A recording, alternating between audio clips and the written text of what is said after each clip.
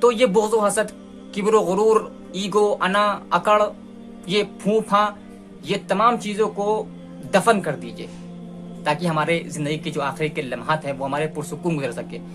तो जब ये मुख्तसर ज़िंदगी है और इंसान अपने आखिरी लम्हात में ज़िंदगी के वाक़यात को याद कर रहा होता है, लाइफ को रिकॉल कर रहा होता है, तो क्यों ना इस लाइफ को खुशगवार बनाया जाए ताकि हमारे आखिरी के जो लम्हात हैं वो हमारे पुरसुकून हो सके। अस्सलाम वालेकुम वरहमतुल्लाहि वबरकातुहू। Welcome to my YouTube channel Yavar Rafiq official. उम्मीद है कि आप सभी अहबाब खैर आफियत के साथ होंगे। दोस्तों, पिछली वीडियो में हमने आप लोगों को ये बताया था कि एक इंसान जब मर रहा होता है तो उसके दिमाग के अंदर किस तरह के अफकार और किस तरह के थॉट्स एक इंसान के दिमाग के अंदर उसकी मौत के वक्त चल रहे होते हैं।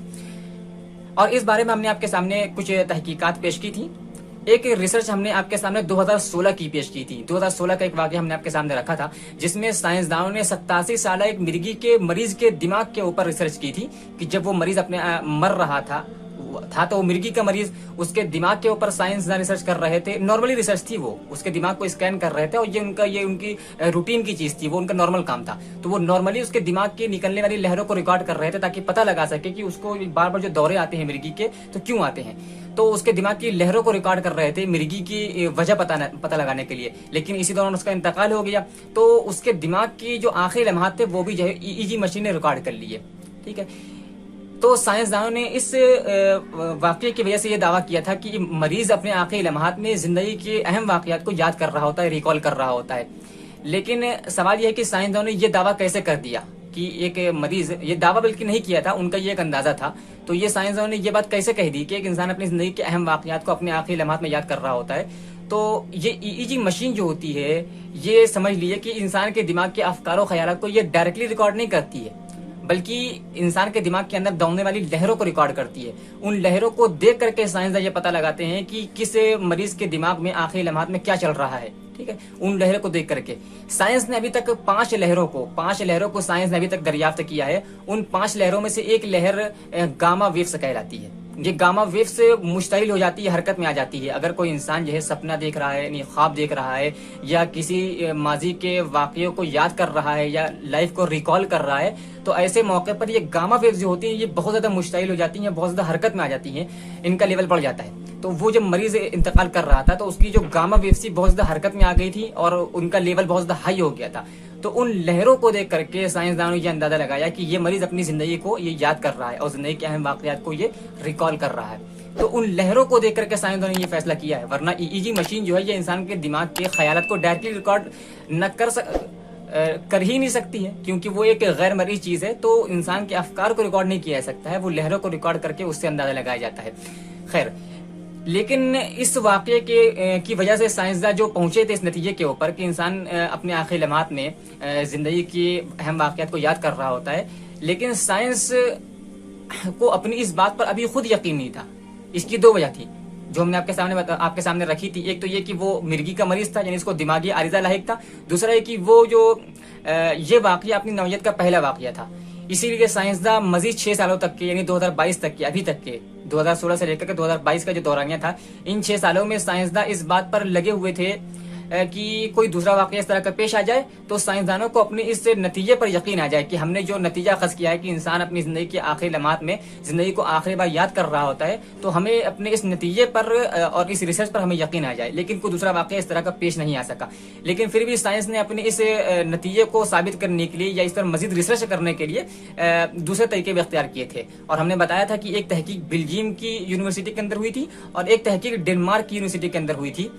तो 3 चीजें हो गई, डेनमार्क की तहकीक, बेल्जियम की तहकीक और 2016 का अमेरिका की जो ये था, ये जो वाक़या। ठीक, अमेरिका के साइंसदानों ने ये जो मिर्गी के मरीज के ऊपर जो रिसर्च की थी ये अमेरिका के साइंसदानों ने की थी।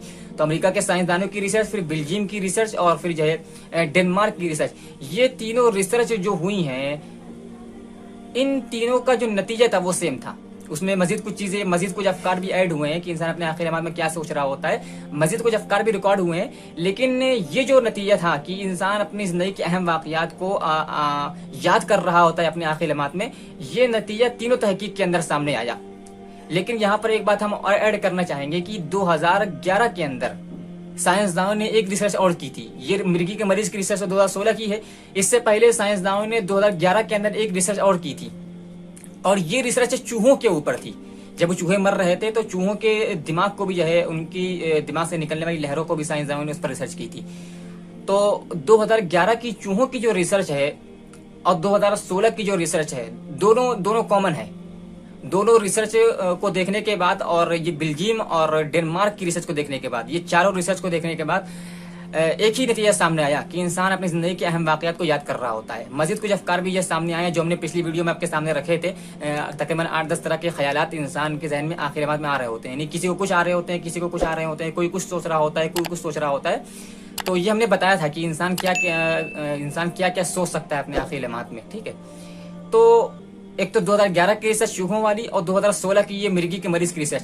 دونوں ریسرچ پر غور و فکر کرنے کے بعد سائنسدانوں کو یہ معلوم ہوا کہ چاہے ایک جانور ہو چاہے ایک انسان ہو، انسان اور جانور دونوں اپنے آخری لمحات میں، دونوں کا دماغ اپنے آخری لمحات میں ایک ہی طریقے سے کام کرتا ہے. انسان اپنی زندگی کے اہم واقعات کو یاد کرتا ہے، زندگی کو ریکال کر رہا ہوتا ہے. ایک جانور کا معاملہ بھی سائنسدانوں کا یہ کہنا ہے کہ ایک جانور کے دماغ بھی اپنے آخری لمحات میں ایسے ہی کام کر رہا ہوتا ہے. تو اب یہ ہمارے لیے لمحہ فکریہ ہے کہ ہم لوگ چھوٹے چھوٹے جانوروں کو، بہت سارے جانوروں کو، چیٹیوں کو مار دیتے ہیں، چوہوں کو مار دینا تو نارمل ہے ہمارے یہاں. خیر اس طرح کی اور بھی بہت ساری چیزیں ہیں، یعنی کہ لال بیگی وغیرہ ہو گئی، چوہے وغیرہ ہو گئے، چیٹیاں وغیرہ ہو گئی، چیٹے ہو گئے. اس طرح کے چھوٹے موٹے جانور جو ہے نا، ان کو مار دینا ہمارے جو ہے درمیان عام ہے. تو یہ ہمارے لیے لمحہ فکریہ ہے کہ ہمیں جو ہے بلا وجہ کسی جانور کو جو ہمارے لیے نقصان دہ نہ ہو، بلا وجہ ہمیں کسی جانور کو نہیں مارنا چاہیے. یعنی کہ جس طرح سے ایک انسان کو تکلیف ہوتی ہے اپنے آخری لمحات میں، انسان کا دماغ جو ہے کس تکلیف سے گزر رہا ہوتا ہے، یہی معاملہ جو ہے جانوروں کا بھی ہوتا ہے. سائنس کا یہ کہنا ہے. ٹھیک ہے، تو یہ ہمارے لیے سوچنے کا مقام ہے. خیر میرے کہنے کا مطلب کیا تھا کہ ظاہر سی بات ہے کہ ہم آپ کے سامنے کوئی سائنس کی بات تو کر نہیں رہے ہیں، کیونکہ ہمارا چینل جو ہے سائنس کے اوپر ہے بھی نہیں. ہمارا چینل اسلام کے اوپر ہے، کریٹر کے اوپر ہے، انسانوں کو ان کے خالق سے جوڑنا، خالق کی معرفت کے ذریعے انسان کو صحیح راستے پر لانا، یہ ہمارا مقصد ہے. اور بھی مقاصد ہے لیکن سائنس اس میں جو ہے داخل نہیں ہے. سائنس ضمنی طور پر آ جاتی ہے اور سائنس کو بھی ہم آپ کے سامنے پیش کرتے ہیں اللہ تعالیٰ کی قدرت کو دکھانے کے لیے.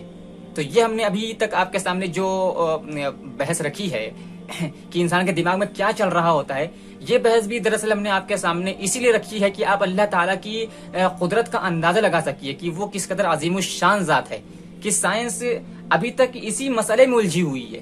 یعنی سائنس کتنے ترقی کر گئی ہے، لیکن اتنا ترقی کرنے کے بعد بھی سائنس ابھی تک اسی مسئلے میں الجھی ہوئی ہے کہ ایک انسان جب مر رہا ہوتا ہے تو اس کے دماغ میں کیا چل رہا ہوتا ہے. لیکن ابھی تک مکمل طور پر کوئی حتمی دعویٰ سائنس کر بھی نہیں پائی ہے. اتنا تحقیق کرنے کے بعد بھی اور اتنا اوپر لیول تک پہنچنے کے بعد بھی سائنس ابھی تک اس بارے میں کوئی حتمی دعویٰ نہیں کر پائی ہے کہ ایک انسان کے دماغ میں آخری لمحات میں کیا چل رہا ہوتا ہے. اب آپ ذرا غور کریے قرآن حکیم کے اندر کہ اللہ نے یہ جو چیلنج کیا ہے کہ وَيَسْأَلُونَكَ عَنِ الرُّوحِ قُلِ الرُّوحُ مِنْ أَمْرِ رَبِّي وَمَا أُوتِيتُم مِنَ الْعِلْمِ إِلَّا قَلِيلًا، کیا محمد صلی اللہ علیہ وسلم یہ آپ سے روح کے بارے میں سوال کر رہے ہیں تو آپ کہہ دیجئے کہ روح کے بارے میں کسی کو کچھ نہیں معلوم ہے. تھوڑا بہت جو تم کو علم دے دیا گیا بس وہی تم کو حاصل ہے، ورنہ کسی کو کچھ نہیں آتا ہے. اصل علم تو اللہ کے پاس ہے. تو اللہ نے کہا کہ روح کے بارے میں کوئی کچھ نہیں جانتا ہے. ٹھیک ہے، اور دوسرے مقام پر اللہ نے یہ چیلنج کیا کہ فلولا اذا بلغت الحلقوم وانتم حينئذ تنظرون ونحن اقرب اليه منكم ولكن لا تبصرون فلولا ان كنتم غير مدينين ترجعونها ان كنتم صادقين. اللہ نے یہ چیلنج کیا کہ تمہارے عزیز تر انسان، تمہارا قریب تر انسان، تمہارا محبوب ترین انسان تمہاری نگاہوں کے سامنے سے مر کر چلا جاتا ہے، تمہاری نگاہوں کے سامنے تڑپ رہا ہوتا ہے، اس کی جان اس کے بدن سے نکل جاتی ہے.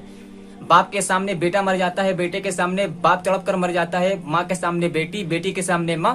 الغرض انسان کی نگاہوں کے سامنے اس کا عزیز تر انسان جو ہے تڑپ تڑپ کر مر جاتا ہے اور سامنے والا صرف دیکھ کر کے رہ جاتا ہے اور چاہ کر کے کچھ نہیں کر پاتا. تو اللہ نے چیلنج کیا کہ اگر تم کو لگتا ہے کہ تم کسی کے زیر فرمان، کسی کے تابع فرمان نہیں ہو، تم کسی کے انڈر میں نہیں ہو، ٹھیک ہے، تو تم اس جان کو ذرا لوٹا کر کے دکھا دو اس مردے کے جسم کے اندر. ماں کو بڑی محبت ہے اپنی بیٹی سے، بیٹی مر رہی ہے، اللہ چیلنج کر رہا ہے ماں کو کہ تمہیں اگر لگتا ہے کہ تم کسی کے تابع فرمان نہیں ہو تو اپنی بیٹی کو بچا کر کے دکھا دو. باپ کو بھی یہ چیلنج ہے کہ اگر باپ کو یہ لگتا ہے کہ وہ کسی کے تابع فرمان نہیں ہے تو باپ کو بھی یہ چیلنج ہے کہ اپنے بیٹے کو ذرا جو ہے بچا کر کے دکھاؤ، اپنے بیٹے کے جسم کے اندر سے نکلنے والی روح کو اس کے جسم کے اندر لوٹا کر کے دکھاؤ. تو اب یہ جو قرآن نے چیلنج کیا ہے، آپ یہ دیکھیے کہ یہ بڑے ہائی لیول کے چیلنجز ہیں.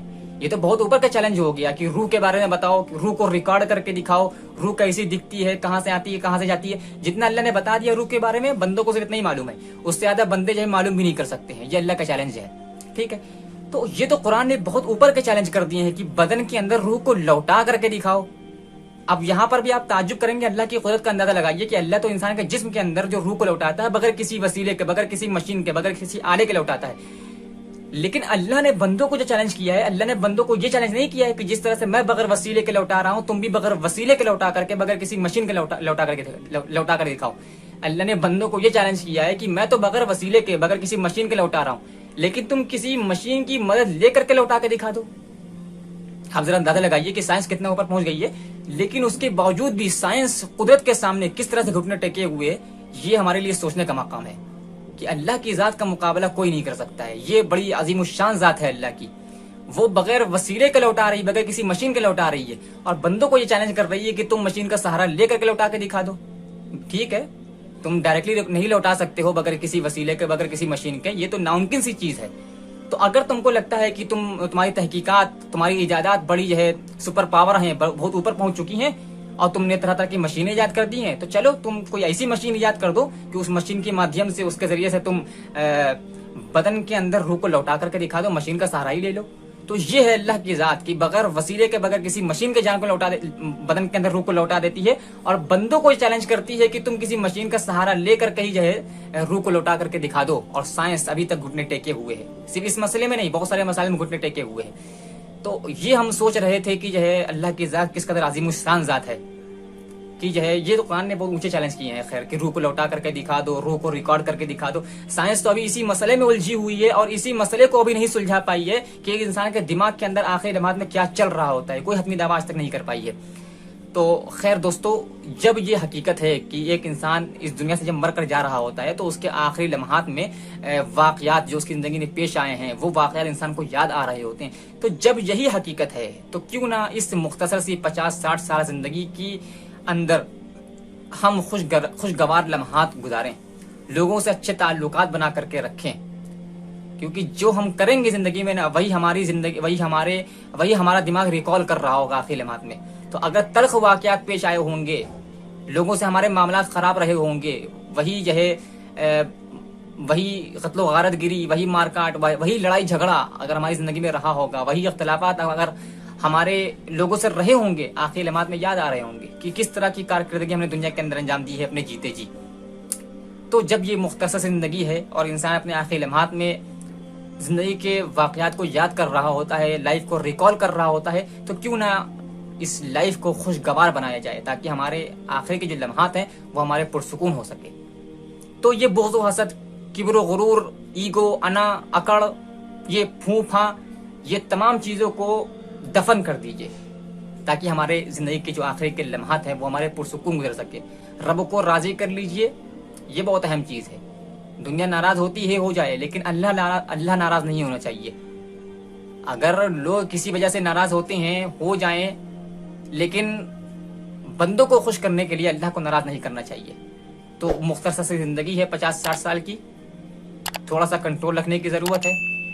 تھوڑا سا کنٹرول رکھیے اپنے اوپر. یہ کبر و غرور, بغض و حسد, ایگو, انا, ان سب کو نکال کر پھینکیے, اور مختصر سی زندگی کو ایک شریف انسان بن کر کے زندگی گزاریے, اور اس دنیا سے مر کر چلے جائیے. یہی دنیا کا حاصل ہے, تاکہ ہماری بعد کی زندگی ہے وہ ہماری خوشگوار طریقے سے, پرسکون طریقے سے گزر سکے.